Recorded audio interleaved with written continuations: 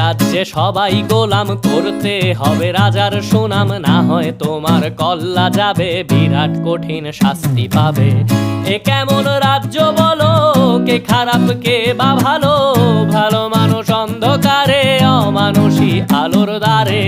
এ কেমন হচ্ছে খেলা, চারিদিকে কষ্ট মেলা, কে কোথায় যাচ্ছি ভেসে, থামবো কোথায় অবশেষে। রাজার রাজ্যে সবাই গোলাম, করতে হবে রাজার সুনাম, না হয় তোমার কল্লা যাবে, বিরাট কঠিন শাস্তি পাবে।